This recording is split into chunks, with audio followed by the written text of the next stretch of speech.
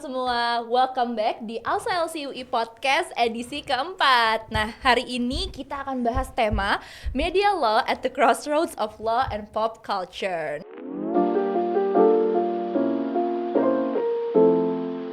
Halo semua, nama aku Kalista yang akan memandu talk show podcast pada hari ini. Nah, aku kali ini ditemani nih sama sosok ya.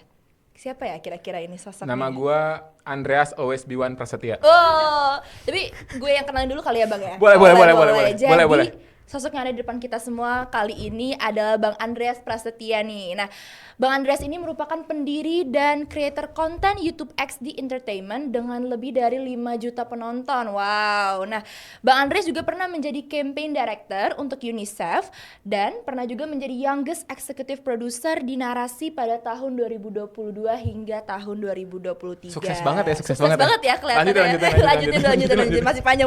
Okay. Nah, nggak cuma sukses sekarang, Bang Andreas juga dulu di FAUI sukses juga nih teman-teman. Yeah. Nah, Bang Andreas juga pernah menjuarai berbagai lomba semasa kuliahnya. Apa aja tuh? Juara 2 Internal Mood Court Competition tahun 2018. Oke. Emang boleh anak kreatif kayak gitu?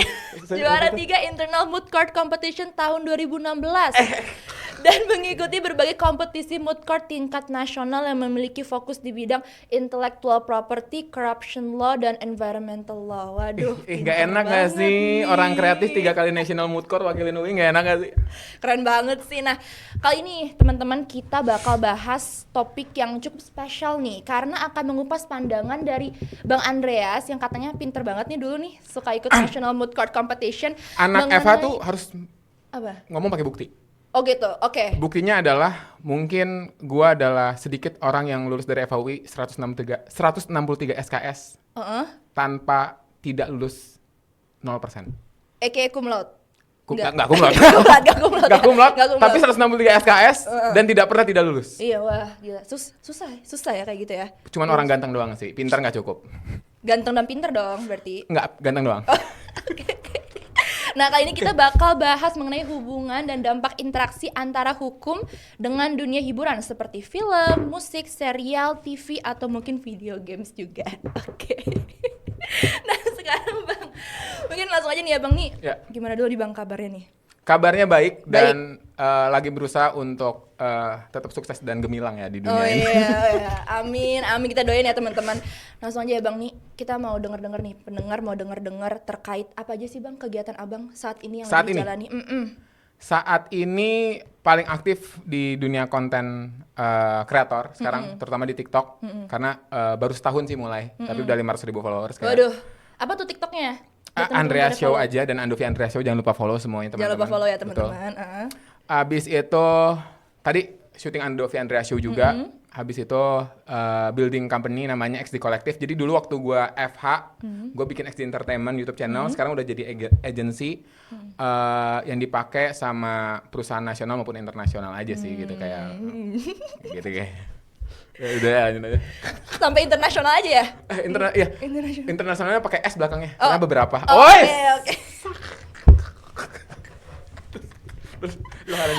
Oke. Udah itu aja nih. Ya. Udah itu aja. Itu aja. Tapi itu emang ya sukses aja gitu. Terus. Lanjut. Tapi udah berapa tahun sih Bang setelah lo lulus nih berarti dari FAUI? Lulus gua 2019, 4 tahun, berarti 5 tahun. Udah 5 tahun ya dari lulus FAUI. 10 tahun lagi, 5 tahun lagi, pas 10 tahun bikin konser tunggal lah. Amin. 10 tahun Andreas berkarya. Apa tuh? Nanti nampilinnya apa tuh Bang? Pantun. Oke. Nah Bang, kan tadi kita udah bahas ya, berarti udah lama juga ya Bang dari FAUI lulusnya. Terus kegiatan Abang, kayaknya tadi di dunia entertainment ya banyaknya ya Bang. Yes. Nah, aku mau nanya nih Bang, kira-kira kenapa sih Bang akhirnya lo memilih untuk berkarir di bidang entertainment, produce konten, yang beda juga ya kan kalau misalnya kita di FAUI rata-rata pada kerjanya jadi lawyer gitu kan. Kenapa sih Bang? Karena gue sangat cinta sama hukum jawabannya. Oh gitu? Ya. Kenapa gue memilih entertainment? Karena gue sangat cinta sama hukum. Gimana tuh elaborasinya tuh? Karena hukum itu menurut gue adalah tools yang cita-citanya hukum itu ada untuk membuat keadaan lebih baik. Misalkan, ketika gue sendirian di sebuah pulau, ada kelapa, gue bebas dong makan atau minum dari kelapa itu. Ada gue bebas dong gue berteduh di situ. Tapi kalau misalkan ada gue sama lu, siapa yang berhak makan kelapanya? Siapa yang berhak tidur di guanya? Makanya kita bikin peraturan supaya ini kan teratur, biar tidak ada kejahatan, kekerasan di antara kita berdua, makanya diatur. Tapi pada kenyataannya kan nggak gitu, hukum dipraktekannya. Nah, karena gue tidak mau mengkhianati usaha dosen-dosen gue yang udah ngajarin hukum selama 4 tahun ke gue tidak memilih menjadi praktisi hukum. Gue memilih jalur lain untuk menggunakan ilmu yang udah dikasih ke gue selama 4 tahun untuk memberikan dampak yang menurut gue pribadi, opini lebih positif dibanding praktisi hukum pada praktiknya. Yang gue nggak bilang ya, gue nggak bilang karena praktisinya, tapi sometimes sistemnya terlalu besar untuk seorang praktisi hukum yang berniatan baik, beritikat baik kalau kata hukum, itu menjadi benar-benar baik. Jadi gue bisa bilang lo consider yourself as praktisi hukum juga sebenarnya, yang di jalur berkarir berbeda. Ya di jalur entertainment. Betul. Nah, mungkin gue mau nanya kayak implementasinya aja ya bang. Ya. Kira-kira kalau menurut lo apa sih, kan lo udah belajar hukum tuh 4 tahun ya? Yes. Nah, manfaat signifikannya saat akhirnya sekarang bekerja di dunia entertainment tuh gimana tuh? Sangat banyak. Gue akan mulai dengan yang sangat hukum. Satu. Kantor gue namanya Eksi Kolektif, itu bantuin NGO namanya iCell. Dia NGO yang fokus sama lingkungan. Hakim-hakim itu kan adalah orang yang bisa kita bilang jadi praktisi hukum. Tapi kan dia akan fokus sama kasus-kasus yang lagi digelar dong. Dia nggak akan jadi bisa fokus ke berita-berita yang lagi ada, yang lagi terjadi, dan norma yang berkembang. Itu pasti praktisi-praktisi hukum tidak akan sempat, nggak punya waktu untuk itu. Makanya NGO iCell itu nge-hire kantor gua untuk bikin video animasi untuk bisa membuat perkembangan norma dan perkembangan berita yang ada di lapangan itu bisa dikomunikasikan dengan cara yang lebih menyenangkan dan singkat. Tentang lingkungan tuh? Tentang lingkungan. Jadi gue bikin 8 video dan disebarkan di semua hakim Mahkamah Agung. Oh gitu? Ya. Jadi akhirnya gini, kenapa penting untuk pengupdatean norma? Gue akan kasih case yang dekat sama kalian tentang perempuan. Secara budaya, 10 tahun terakhir, pandangan tentang perempuan itu jauh berkembang. Tapi apakah, dan secara hukum mungkin sudah diterapkan, sudah dimulai diresap tentang perempuan, misalkan jumlah slot perempuan, tentang kekerasan seksual dan lain-lain, mungkin peraturannya sudah mulai berkembang. Tapi apakah penegaknya itu udah diupdate tentang normanya? Kalau ini bahayanya ketika normanya nggak diupdate. Betul. Lu udah bikin ada peraturan tentang kekerasan seksual nih terhadap perempuan. Tapi lu lapor nih ke polisi yang belum diupdate normanya. Pengaduan lu kan terasa, itu kayaknya bukan kekerasan seksual deh. Iya. Kalau penegaknya nggak dipinterin juga, hukumnya jadi percuma dong. Nah disitulah tugas kantor gue untuk mentranslate itu. Untuk membantu organisasi nasional maupun internasional mentranslate perkembangan-perkembangan yang ada. Nah, gue masuk dikit nih bang. Gue penasaran, tapi respon kayak hakim Mahkamah Agungnya, penegak hukumnya tuh setelah mendapatkan konten lo tuh gimana? Terbantu. Oh, terbantu. Karena kan gue merangkum dan gue menganimasikannya, jadi dibuat lebih entertain. Gitu. Jadi mereka emang dikumpulin, diforumin, maksudnya dibikin forumnya, akhirnya nonton singkat dan mereka akhirnya nggak usah dengar. Dan itu kan udah hasil riset, plus hasil riset dari iCell-nya. Jadinya mereka terbantu dengan waktu yang lebih cepat dan lebih efektif. Yang menjadi kesulitan adalah nggak semua orang kreatif bisa baca data penelitian. Betul. Kalau kantor gue bisa, karena kan semuanya 4-4-nya anak FHUI gitu. Jadi latar belakang FHUI-nya juga tetap kepake ya sangat bang? kepake, karena nggak akan ada yang bisa lagi ngetranslatein data penelitian ke aset kreatif. Karena kan biasanya misalkan nih, iPad ini, biasanya kan kliennya misalkan komersial produk.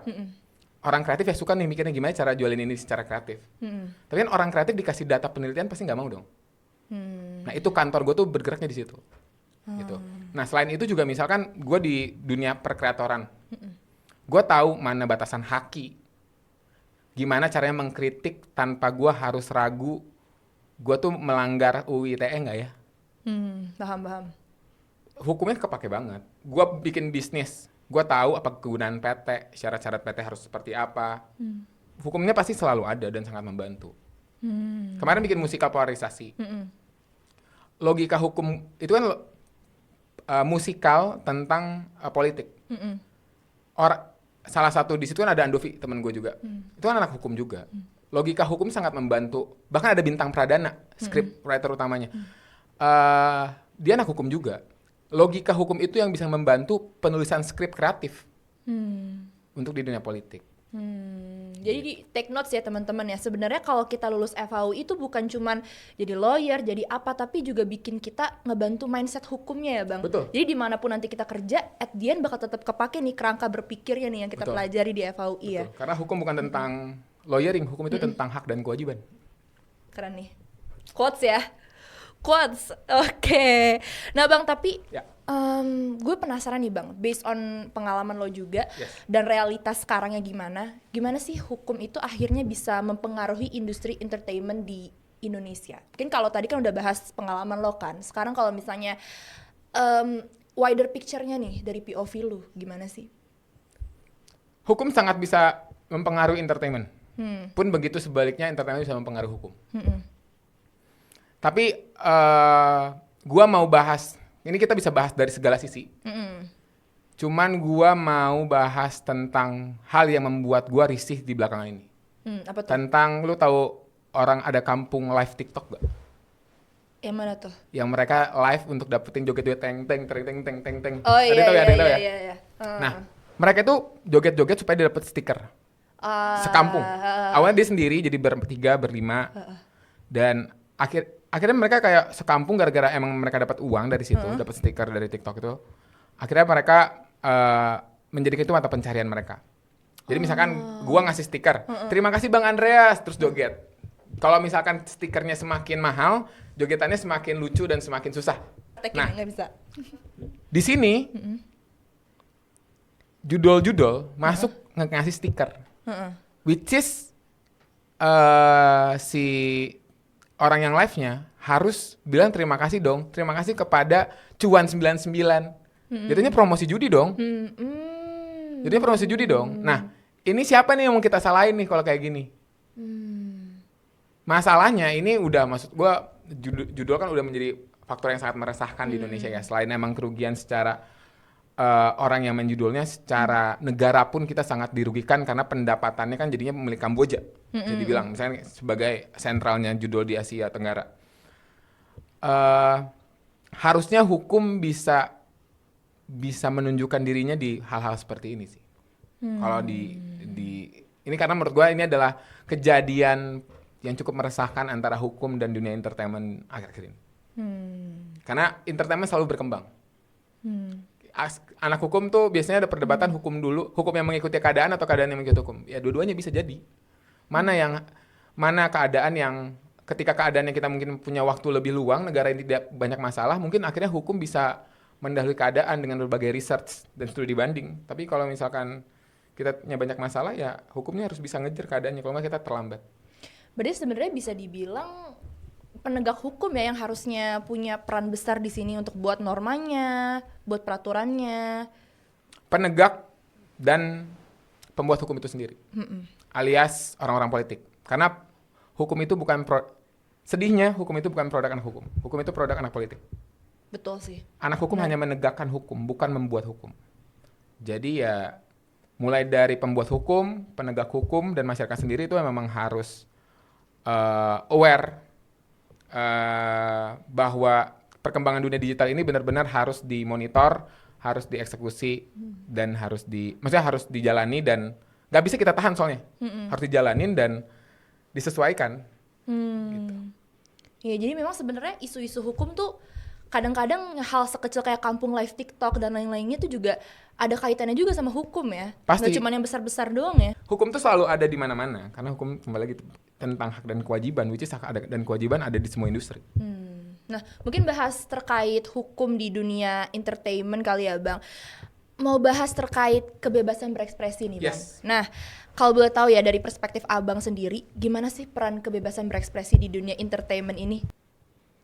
Kalau misalkan dilihatnya dari sudut pandang secara dari ini ya, maksudnya dari garis besar, sebenarnya kita udah maju dari tahun 98 tapi.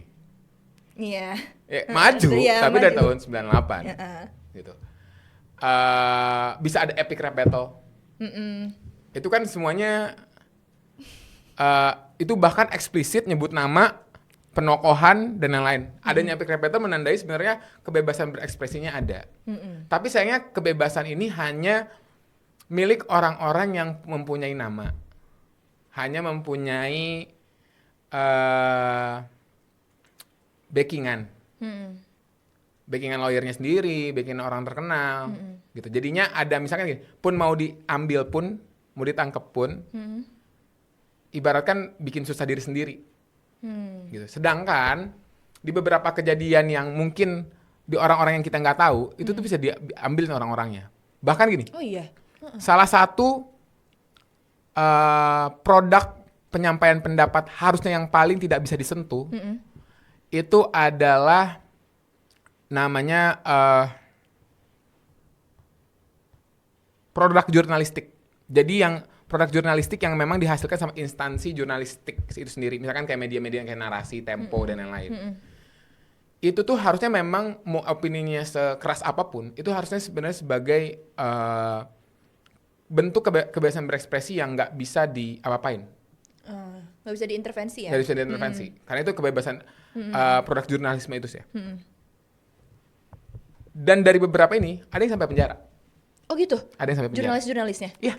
Oh, baru tahu saya juga. Bahkan ada kebebasan pers, itu ya dengan adanya kebebasan pers dan adanya jurnalis yang dipenjara karena suatu produk jurnalistiknya dia, ya itu ada ketidakbebasan pendapat yang terjadi dong, gitu.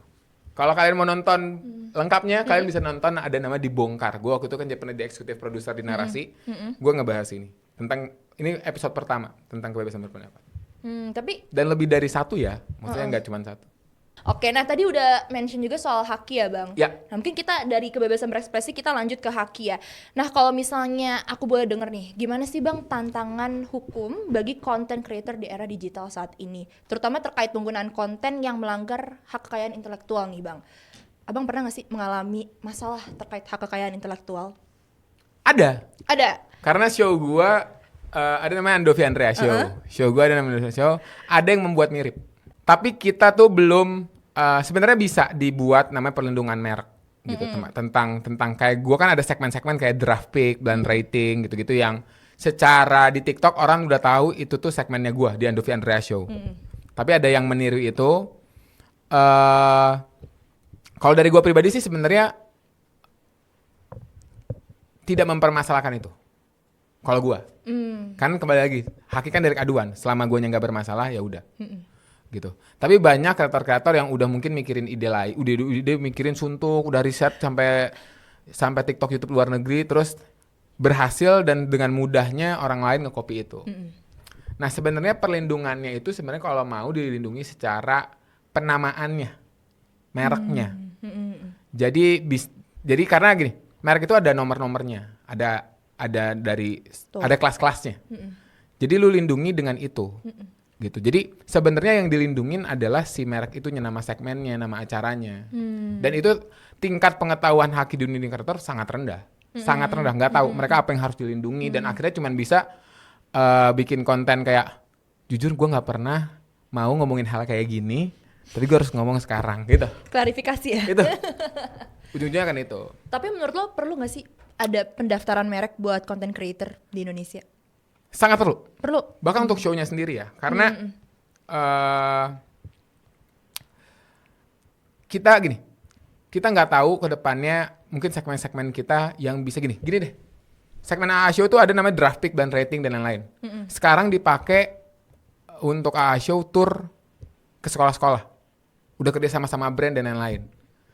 Kita udah bikin nama draft pick dan rating itu sampai seluruh Indonesia tahu, udah kita bawa langsung ke sekolahnya. Terus kalau orang lain make, masa kita mau segampang itu? Gitu kan. Nah, ini tapi kesadarannya emang belum ada. Karena konten kreator juga pasti nggak ngerti sih tentang ginian. Jadi kalau kalian mau bikin bisnis sendiri anak Eva ya, kalian bikin law firm khusus kreator-kreator. Ngomongin haki, gue biar anak Eva tahu aja, biar anak Eva tahu. Youngest national expert. National expert.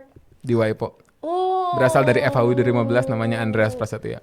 Yang orang bilang anak kreatif. Oh iya. Oke lah. Keren banget ya abang satu ini. Pasti. Tepuk tangan dulu ya. Tepuk tangan semuanya. Tepuk tangan.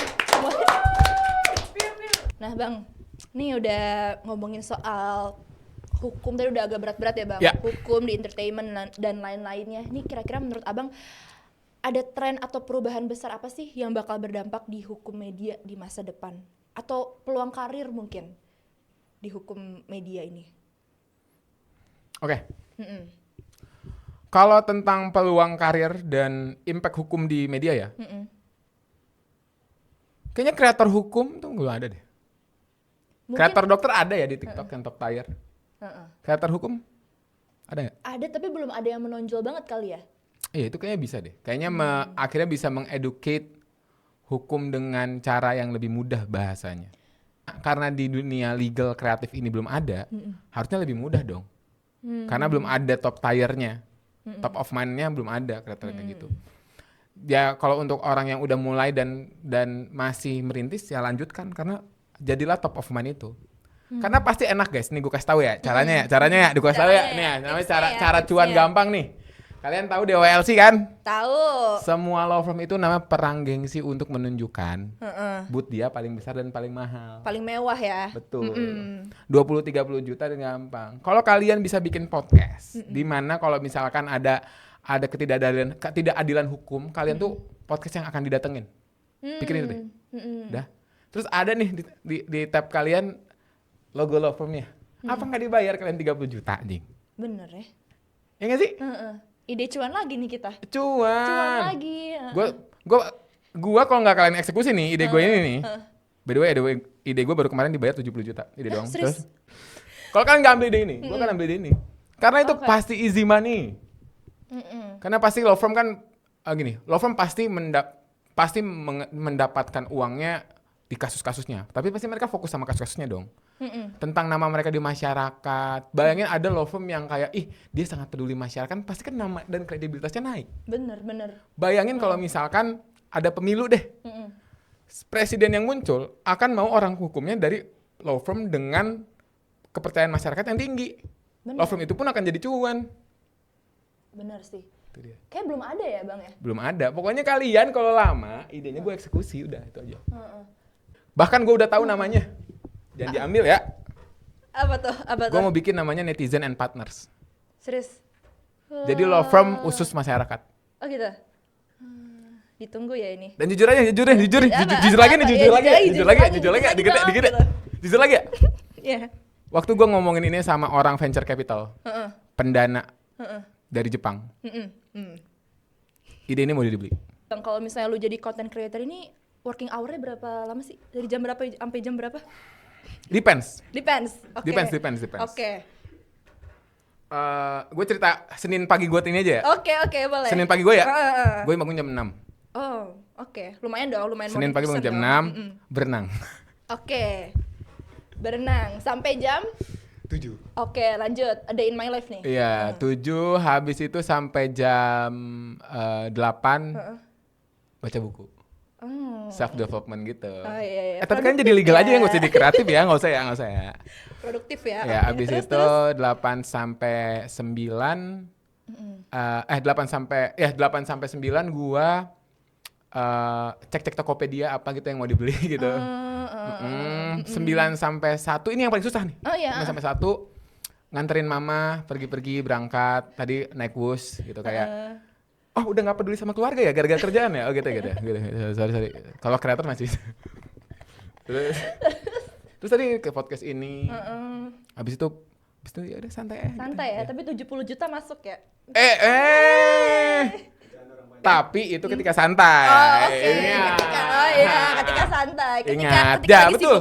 Itu yang membedakan kreatif dengan bukan kreatif. Yang membedakan creators atau freelance lainnya dengan mungkin yang punya kerjaan tetap ya. Ada fasenya di mana gue akan ceritain versi kuliah gue ya. Waktu gue bikin creative agency ini dan gue harus kuliah. Ya itu lu semester berapa tuh mulainya? Mulainya dari semester awal. Oh, dari semester 1? Langsung bikin YouTube gitu-gitu. Oh, keren juga ya lu Bang. Emang ganteng aja. Terus Terus. Jadi gue itu ada syuting seharian. Gue harus berangkat dari Barel ke Kelapa Gading Moi jam 4 pagi. Oke. Dan itu gue belum tidur karena sebelumnya gue latihan National Mood Court. Jadi gue lanjut sampai jam 12, setengah 12-an siang gue syuting. Setengah 12 dari Moy gue naik Gojek ke KRL, balik ke stasiun UI untuk ujian akhir semester. Gue ujian dulu, habis ujian pulang gue balik lagi ke Moy, syuting lagi. Dua hari berturut-turut kayak gitu tuh. Gitu. Capek banget tuh ya. Betul. Di content creating, gue selama 2 bulan waktu bikin Andovi Andrea Show, yang nonton itu gue upload setiap hari di situ. Yang nonton cuma 500.000.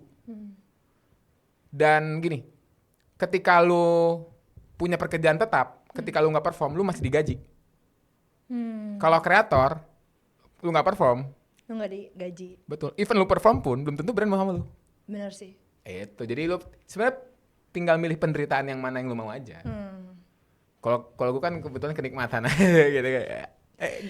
Tapi one take yang gue ambil adalah berarti kalau misalnya untuk jadi content creator tuh susahnya di merintisnya gitu ya. Betul. Pas Karena gini. udah naiknya tuh udah wah enak Betul. ya. Gini deh. Karena gini, di entertainment menurut gue apakah uangnya easy money? Easy. Sangat easy. Sangat Bukan easy easy. lagi. Easy Sangat banget, easy. abangku gitu. Kalau ngomongin tentang effort dan money ya, untuk pekerjaan itu. Misalkan gini deh, satu konten gua aja sama dengan misalkan seenggak-enggaknya gaji UMR. Satu konten under 2 menit. Under 2 menit lah. Ya, sama dengan gaji UMR kalian meluangkan waktu 20 hari. Kan 5 hari, 4 minggu kan. Ya easy money dong. Tapi yang paling susah adalah gini. Kalau di pekerjaan-pekerjaan pada umumnya, mereka masuk ke industri itu, mereka bisa dapat gaji walaupun misalkan dari kecil dulu tiba-tiba naik ke atas pelan-pelan gitu kan. Di entertainment tuh semua orang bisa masuk. Tapi yang nikmatin tuh yang di sini nih, yang sedikit ini nih. Yang udah grindingnya tuh berhasil. Nah, berhasil ini orang kalau mau berhasil harus punya mental creator menurut gua. Mental creator itu bukan mental orang yang bisa dapetin tontonan 1 juta 2 juta views, enggak. Karena menurut gua orang tanpa mental creator pun bisa bikin 1,2 juta views. Ada aja konten-konten beruntung yang lu nggak sengaja videoin sengaja apa viral 1 juta 2 juta gitu kan. Tapi orang yang berhasil di dunia entertainment adalah orang yang punya mental creator dalam artian orang-orang yang bahkan ketika yang nonton itu sedikit, dia tetap ngonten dan lanjut terus. Orang-orang kayak gini yang akan berhasil. Di teman-teman gua yang ngonten, itu tuh benar-benar orang yang grinding, dia nggak peduli hari ini gagal, besok coba lagi, besok coba lagi, besok coba lagi, besok coba lagi. Jadi bukan tentang siapa yang dapetin tontonan paling banyak, tapi siapa yang nggak berhenti ketika tontonannya jelek. Itu yang berhak mendapatkan easy money tadi. Jadi sebenarnya kalau misalnya kita menjadi content creator nggak cukup harus kreatif, abis itu dapat konten viral udah selesai. Tapi ada effortnya harus bikin gimana caranya nih. Setiap hari ada lagi. Betul. Konten baru. Even lu punya bad day ya, bahkan even setiap hari bad day, harus lanjut. Itu Kalau nggak yang dapet mahal. duit ya.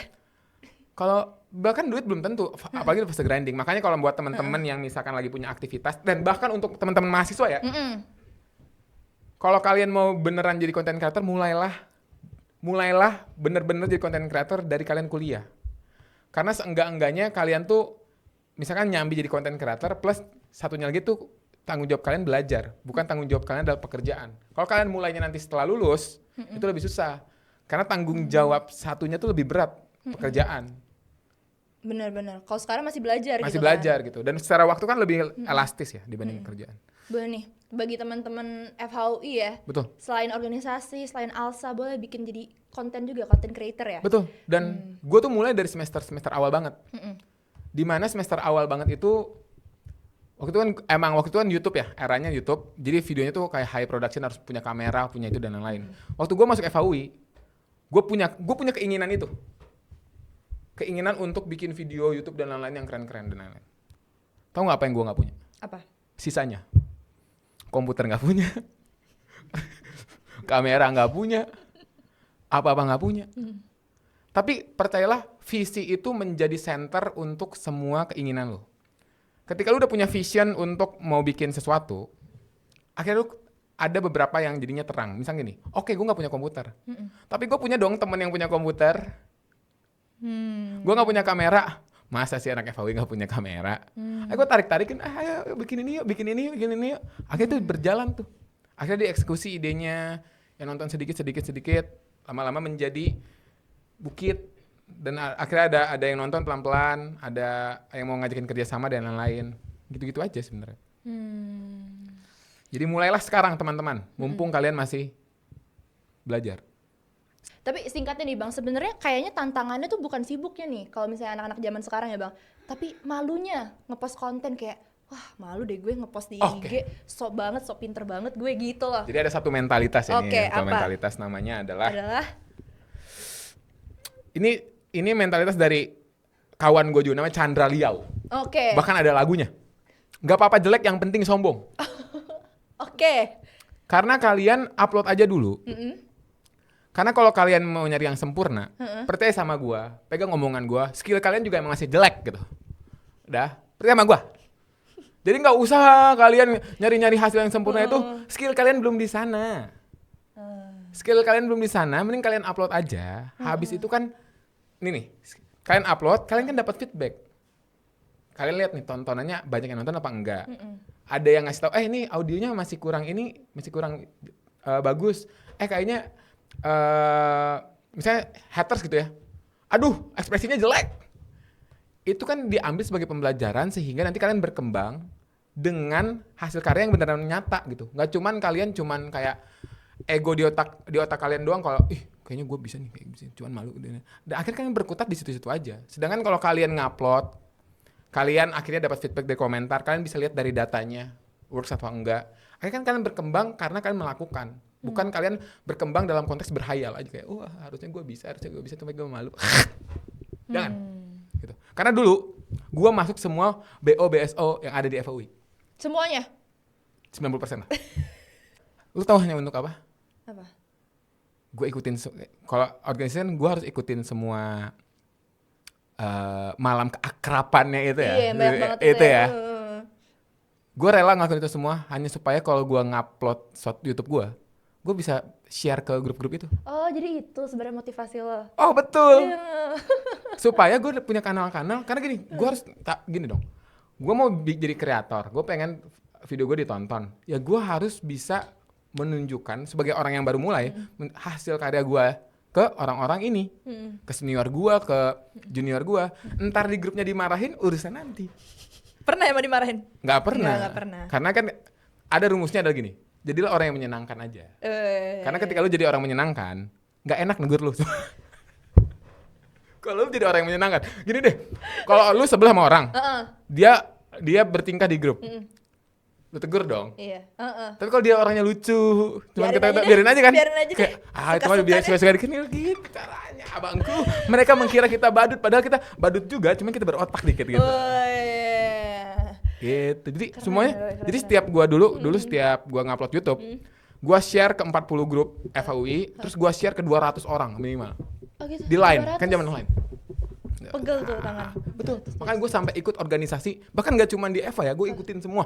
Organisasi OKKUI, Paguyuban Bandung, Urban Bandung UI, semuanya gue ikutin supaya gue bisa nge-share. KMKUI.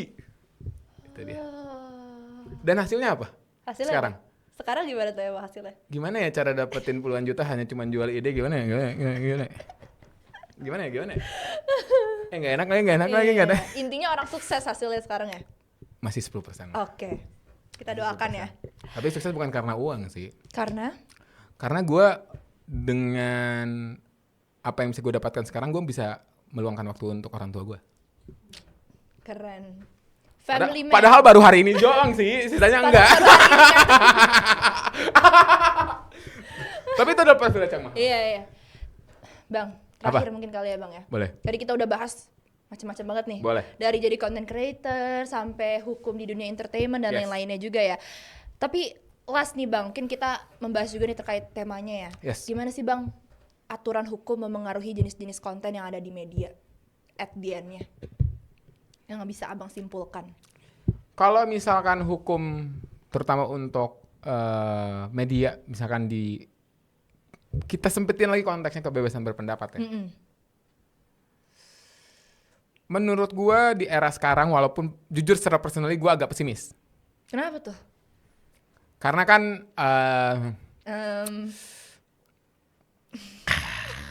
ini gimana ya ngomongnya ya? Kok kayak susah ya ngomongnya ya? Gini, ada namanya behavior. Oke. Nampaknya secara tren, subjektif opini gua belum tentu benar dan bukan fakta. Ada ketidaksukaan terhadap ekspresi yang berlebihan. Di era saat ini? Di era yang akan datang. Oh, era yang akan datang, oke. Ya. Jadi kalau itu terjadi, ya menurut gue itu kemunduran. Tapi kalau misalkan gua salah dan semoga gua salah, berarti gue respect ke kepemimpinan era sekarang. Karena akhirnya dia mau berdamai dengan behaviornya dan dan merelakan behavior dia untuk kemajuan kebebasan berpendapat di media sosial untuk seluruh rakyat Indonesia. Jadi kita berharapnya ke yang baik-baik aja ya Bang? Optimis Pasti dulu nih, baik optimis kok, dulu pasti kita baik. ya. Aku suka banget kok, tenang. Boleh di take notes ya semua teman-teman yang sudah Iya. dijelaskan tadi oleh Betul. Bang Andreas, macam-macam ya tadi kita Betul. udah membahasnya. Mungkin aku sedikit conclusion Yes. terkait apa yang udah disampaikan juga oleh Bang Andreas tadi. Hukum itu ternyata selalu ada dan sangat membantu ya Bang, di semua bidang gitu. Yes. Nah menurut Bang Andreas sendiri, untuk hukum memberi dampak yang lebih positif bagi dunia entertainment, kita harus lebih kreatif lagi ya Bang, dan Yes. bisa menyebarkan ilmu hukumnya ini nggak cuma di pad-pad yang mungkin udah biasa, konvensional, tapi kita juga bisa jadi content creator, kita bisa jadi orang yang bisa ngembangin awareness juga terkait hukum di media sosial gitu. Contohnya misal seperti musikal tentang politik ya, yang membutuhkan logika hukum yang sangat membantu gitu. Jadi ternyata kita lulusan FHUI itu bukan cuman dituntut untuk memahami pasal-pasal ya, tapi kita juga akhirnya dapetin suatu logika hukum untuk kita mau kerja di bidang manapun. Keren banget. Betul. Sih Bang Andreas ini. Gua ada ini penting dikit. Apa tuh?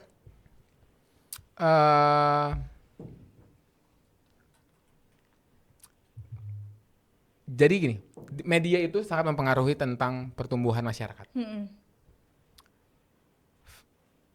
Ini alasan juga kenapa gua akhirnya merasa gua butuh masuk di entertainment, di industri kreatif dibanding gua jadi praktisi hukum. Karena gua sangat miris melihat keadaan kesenjangan antara masyarakat Indonesia itu sangat-sangat jauh. Kalian tahu stunting nggak? Oh. Stunting itu kondisi kurang gizinya anak yang menyebabkan anak itu tidak bisa mencapai potensi tertingginya, maksimalnya. Ibaratkan kalian harusnya punya kemampuan nih, kekuatan dasarnya harusnya 100. Karena kalian kekurangan gizi, kalian tuh cuma memulai dari 70. Dan ini tuh otak kalian 70%, di atas 70% itu dibikin 1000 hari pertama sejak kalian di janin di perut. Jadi 2 tahun setelah dilahirkan. Jadi harusnya kalian tuh pakai ASI untuk memperoleh tadi supaya kalian gak stunting. Nah, di NTT sana, di NTT, karena mereka lihat iklan bahwa orang yang minum susu formula itu orang-orang kaya, ibu-ibu cantik, muda. Akhirnya mereka berpikir bahwa minumannya orang-orang sukses atau supaya jadi sukses kayak yang ada di iklan-iklan, itu minum susu formula bukan ASI. Media itu se-impact itu terhadap pertumbuhan bangsa, menurut gue. Dan butuh orang yang, menurut gue, hukum kan selalu pedang keadilan dan lain-lain. Butuh ada yang memegang pedang itu di dunia ini, di industri ini. Gitu. Makanya gue masuknya ke dunia kreatif. Gitu. Karena gini, yang terpenting ya teman-teman, di dunia ini,